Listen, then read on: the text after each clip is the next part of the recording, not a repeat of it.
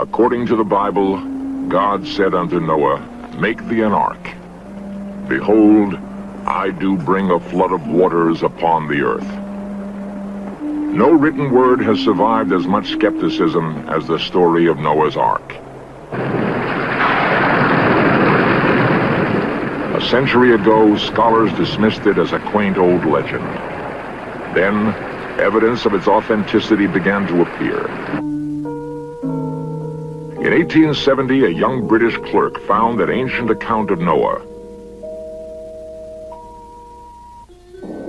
Recently, divers in Florida found human bones submerged by an Ice Age global flood. And now, climbers are risking their lives on treacherous Mount Ararat for the greatest archaeological prize of all, remains of Noah's Ark.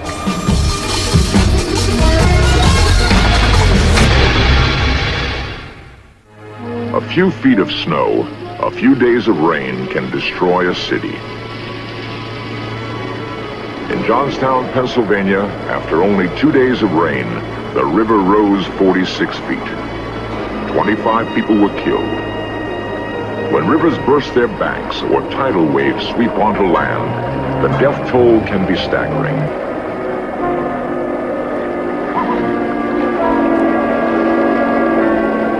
Time and again, in the 20th century, we've witnessed the awesome destructive power of a flood.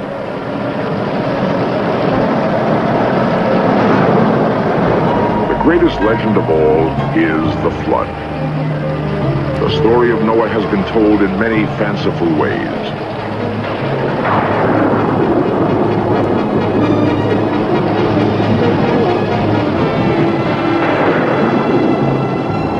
A recent recreation, The World That Perished, made by an organization called Films for Christ, tells the tale in a literal fashion.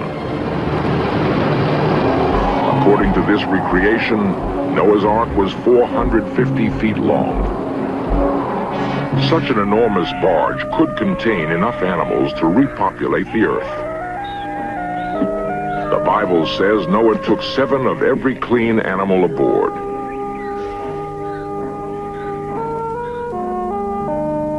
It rained for 40 days and nights, but the waters were on the earth more than a year. Bible scholars have estimated that the deluge would have killed 1 billion humans and 35 trillion animals. They say that is exactly what God intended, to erase a wicked, violent world. So, searching for proof of Noah's flood is like trying to solve the greatest mystery story of all time. Clues are everywhere and have been found in the most unexpected places. The modern search for Noah's Ark began in 1870 with George Smith, a British bank clerk. Tons of broken 4,000-year-old tablets had been dug up near the Persian Gulf and stored in the British Museum. Smith was translating the cuneiform writing when he noticed a line that sent chills up his spine. An old man named Utnapishtim took his family and all kinds of animals aboard the great boat and the flood. The next piece was missing. Smith struggled with the puzzle for 9 years. When he published his findings, they created a sensation. The London Daily Telegraph raised enough money to send him back to Nineveh, where against all odds, he found the missing piece.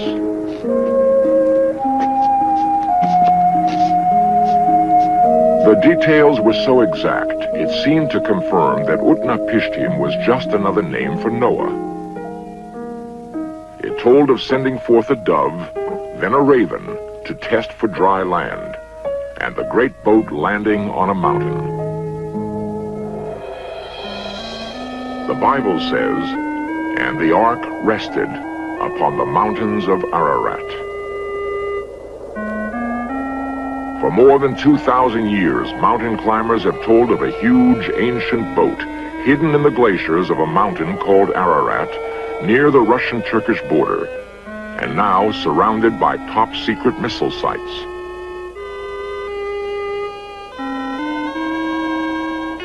In the last 30 years, several research teams have braved the storms and avalanches to hunt an elusive prize.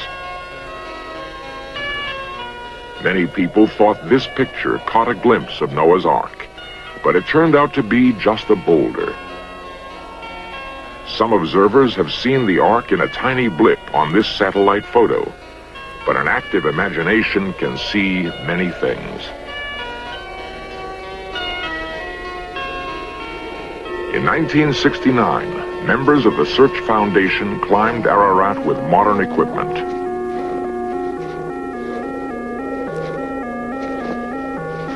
Risking their lives in a crumbling crevasse at 14,000 feet, they managed to film an incredible find.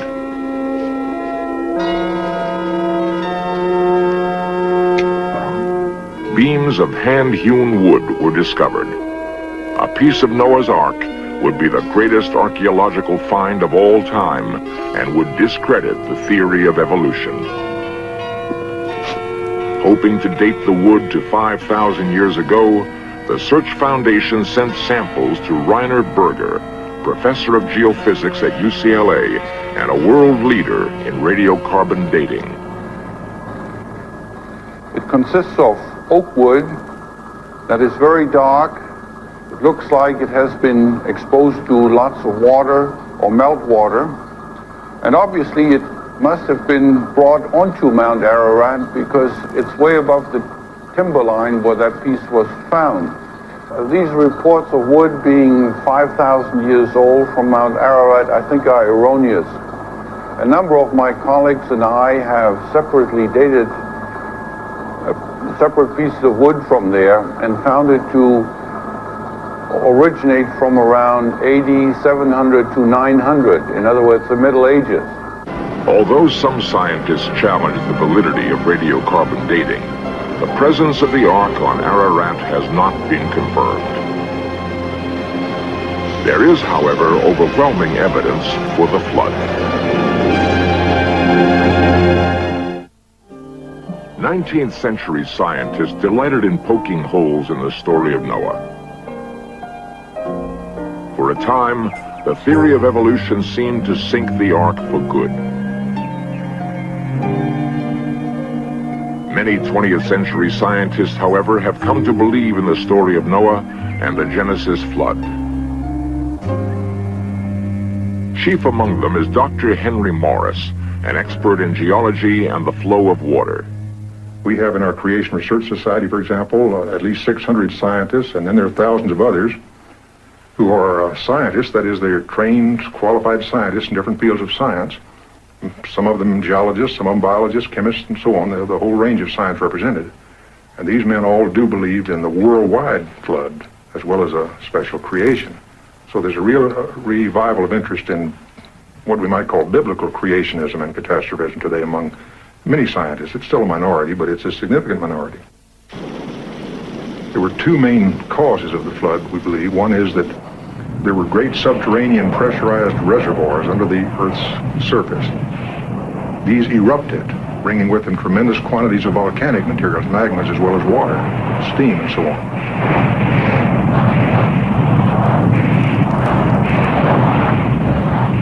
And then that, together with a tremendous downpour of rain all over the world, resulting from the condensation of a pre-flood worldwide vapor canopy around the Earth, a blanket around the Earth that kept the Earth as a giant greenhouse in the time before the flood. This all condensed and precipitated. There were tremendous torrents of rain all over the world for a long time. At the same time, these subterranean fountains and reservoirs burst open. And so both from above and from beneath, the Earth's crust just literally was eroded and transported and redeposited. The Earth was destroyed, essentially, in its original form, and then redeposited, and a new world emerged then after the flood. Then wherever you look, in the mountains or in the valleys, everywhere all over the world, you find evidence of the flood. The entire geological column really speaks of catastrophic hydraulic burial, and this is a flood.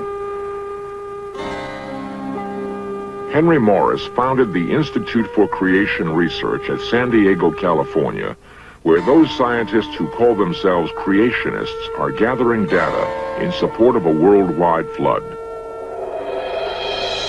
One dramatic example of rocks telling the story of the flood is the Grand Canyon.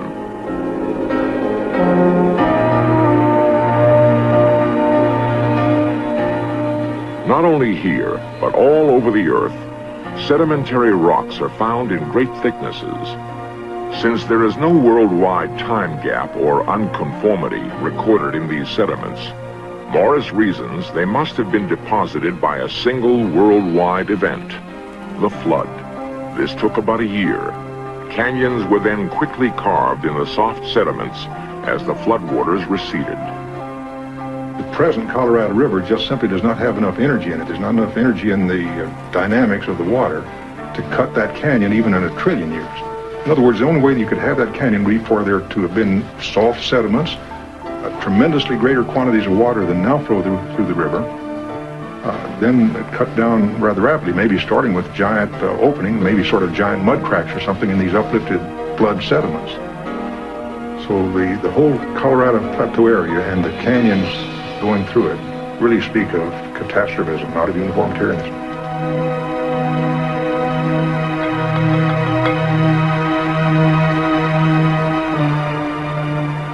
Other independent geologists have found evidence for the flood. Dr. Clifford Burdick has been to Mount Ararat 4 times. He failed to locate Noah's Ark, but his scientific mind recognized other clues. We did find many evidences. We were very surprised about what we did find that supported the theory that there was an ark, and because that the mountain was covered with water at one time. And this is one of the evidences. We found great bodies of salt at 6,000 feet, which indicate that the water was much higher than 6,000 feet at one time. And also at 13,000 feet, we found conglomerate rock, which is rounded and formed underwater. And also, all the way up and down, we found what is known as pillow lavas. That is, liquid lava is poured out under the water, and it freezes quickly in the form of pillow-shaped affairs. So we have 3 principal evidences, I think, that there was a flood, although we didn't get to see the ship itself, unfortunately. Many of his fellow scientists would say that Burdick is off by 100 million years. However, evidence for the global flood came from another field of research, folklore. On every continent are countless cultures, each with its unique collection of myths. At least 200, amazingly, tell the same story of an ancient flood. We have a story like Noah from India, too. And it's about Manu, who caught a little fish, who told him about the flood. And so he went and built himself a boat, because of which he survived. And when the water went down, he found himself on top of a mountain, which is still called Manu's Descent. And when the water receded, it left the valleys that we still see in India today. From Kenya. Yeah, we have a story like the Noah's flood, and this was actually caused by a woman who was a rainmaker, who was disappointed by some people in a party, and she decided to tell her friend to take away all her belongings, and she brought a big rain. From many American Indian tribes. In the beginning of time, there was a great fall of snow. Then a mouse came and gnawed at the leather skin and let out all the heat, which caused a great flood that covered the fir trees and all the Rocky Mountains. There was an Indian man who came and saved all the animals and put them in his canoe. Even evolutionary scientists were puzzled by this consistency. They began searching for a source of water which could have flooded an entire planet. They found one in melting ice. When the last ice age melted, the oceans of the world rose 300 feet. Now scientists suspect this may have happened very rapidly and could have been the basis for the stories of Noah's flood.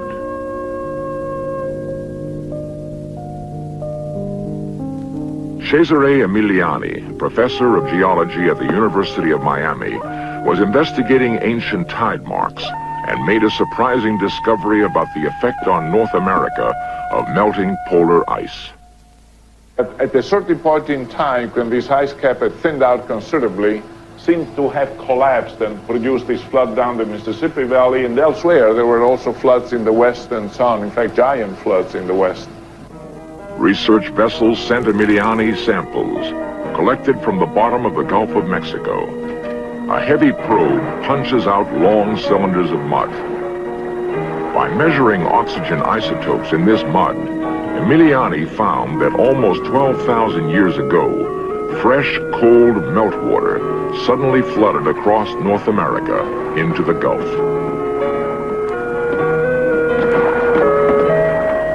There is no question that the sea level rise in the Gulf of Mexico would in fact affect the rest of the ocean, because the Gulf of Mexico is open to the rest of the ocean. So if there is a sea level rise in the Gulf of Mexico, it would affect the entire world ocean. We have been able to estimate the peak flooding down the Mississippi Valley might have reached occasionally an amount about 10, maybe even 20 times larger than peak flooding in historical time. So a very huge flood or a series of flooding for a relatively short period of time. Emiliani's theory was confirmed when Florida scuba divers found human skeletons and cave dwellings underwater. Warm Mineral Springs, a popular health spa, is a 250-foot deep sinkhole. When divers stumbled upon remains of a community now submerged, the experts dismissed it all as a laughable hoax. Sonny Cockrell, Florida State underwater archaeologist, proved the experts wrong. He created an elaborate videotape system to record every dive and eliminate any possibility of fraud. He confirmed the amazing fact that these caves were dwellings. Well, the fact that we have a human burial, an intentional human burial, a man buried with his favorite tool, the spear thrower, with stalactites placed in to cover up the burial crevice, indicates that that was at one time dry. Cockrell found an 11,000-year-old human skull, preserved by the oxygen-free mineral water. His discovery offers new proof for Noah's flood.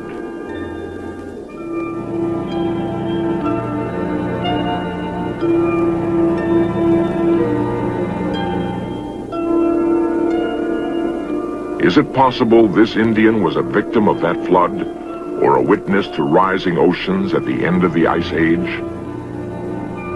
It depends upon whether or not the sea level rise occurred rapidly enough to be noticed by the people. There was a period from around 11,000 years ago to 6,000 years ago when the sea level came up from about 100 meters to about 10 meters below present sea level. That was very, very rapid geologically. The question remains, was it rapid in terms of human behavior? We'll need further research. I think it's an answerable question. Geologists now believe the collapse of the ice cap was, in places, devastating. When glacial Lake Missoula broke through a huge ice dam, parts of Washington, Oregon, Idaho, and Montana were scoured by a 1,000-foot-high wall of water in a single day. Was this Noah's flood? Scientists disagree. So we would say that the flood probably preceded the Ice Age, and that the melting of the ice cap that they're talking about, it might have produced a local flood, and no doubt did, maybe around the seacoast of the world, but this was sometime after the biblical flood, and probably was on the order of a few thousand years ago rather than 11,000. Now, there were times in which there was a lot more ocean water on land, that is, the capacity of the ocean basin was smaller. The last time that happened was about 70 or so million years ago. And there were areas that had been flooded every now and then. For instance, Northern Europe was flooded about 30 million years ago. Italy didn't even exist until relatively recently came out from the ocean, and so on. But a major flood covering the whole Earth in a period of 1 year, absolutely not. It's been said If Noah's Ark were found tomorrow, believers would say, "We told you so," and skeptics would still doubt.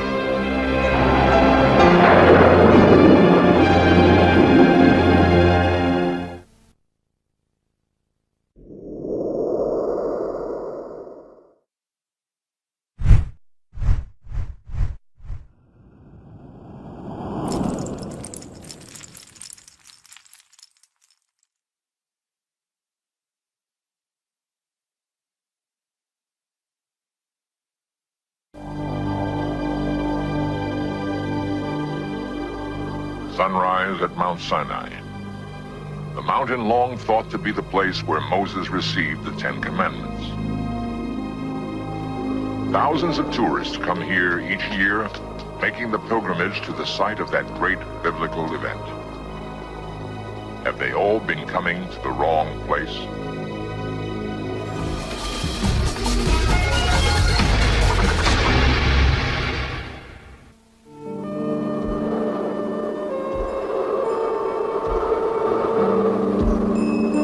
The wilderness of Sinai is a land sacred to Jews and Christians all over the world.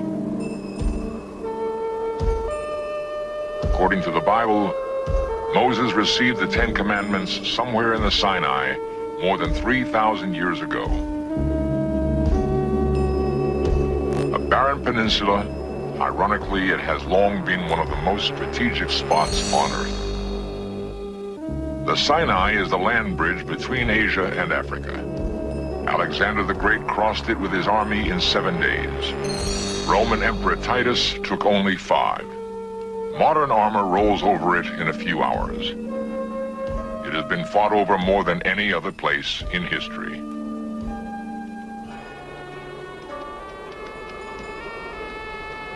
The Sinai is the same today as it was in the time of the Bible. Bedouin tribesmen lead a nomadic existence almost identical to that of the Israelites who went on the Exodus. How did the Israelites survive that famous passage through the Sinai? Modern Bedouin have learned that no single area can support them for long. It seems strange, therefore, that the Bible says more than 2 million Israelites were camped at Mount Sinai for 10 months. But where is the mountain? The search must begin with the Old Testament, which is where the story of the Exodus was first told. Moses was born in Egypt to a family of Hebrew slaves. When he was a teenager, he killed an Egyptian slave driver and fled into the wilderness. For 60 years, he lived in the desert, and as best we can tell, that desert was the Sinai. Moses spent those years as a shepherd, 60 years of solitude, 60 years during which he was exposed to the elemental forces of the desert.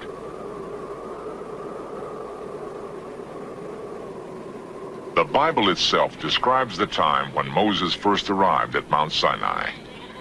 And Moses led the flock unto the farthest end of the wilderness and came to the mountain of God. Moses was about to come upon the burning bush.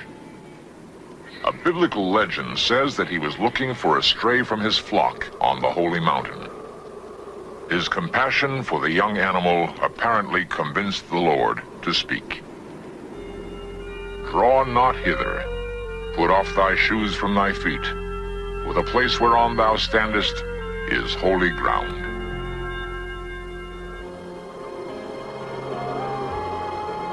Moses had come face to face with his destiny.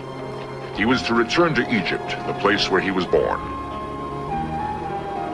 As a humble shepherd, he would walk into the court of the most powerful monarch of his time and tell him on behalf of an invisible God to let my people go. The Pharaoh refused, and Egypt was assailed by 10 plagues. The last plague was said to be the slaying of the firstborn. Pharaoh was a firstborn son. Desperately, he went to Moses and told him to take his people and leave.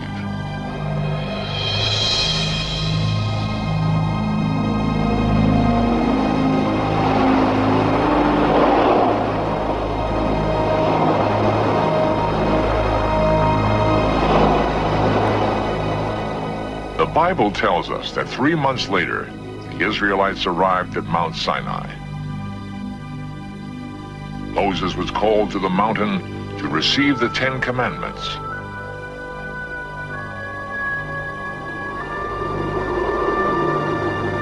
Where was Mount Sinai?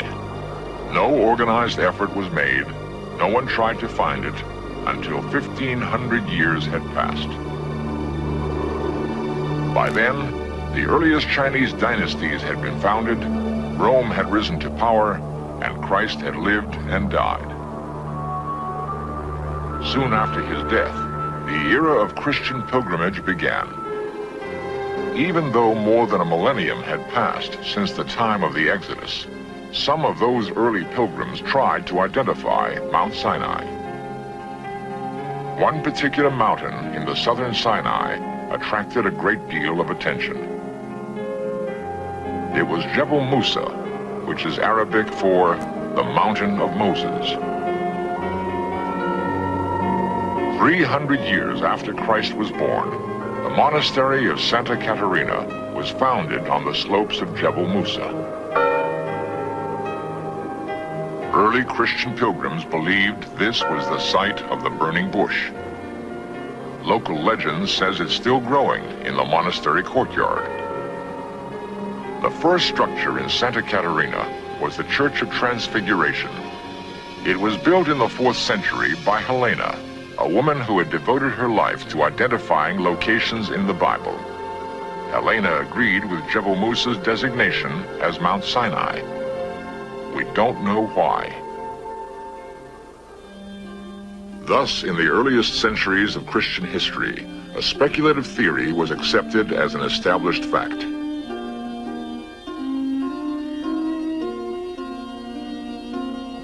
The Emperor Justinian also believed that Jebel Musa was Mount Sinai.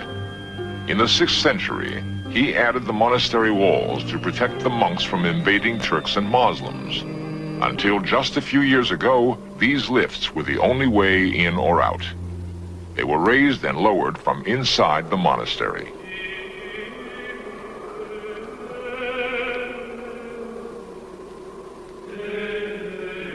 Santa Caterina's Greek Orthodox monks have survived here for 16 centuries. Each monk prepares his own meals and is bound only by the daily schedule of 8 hours of prayer.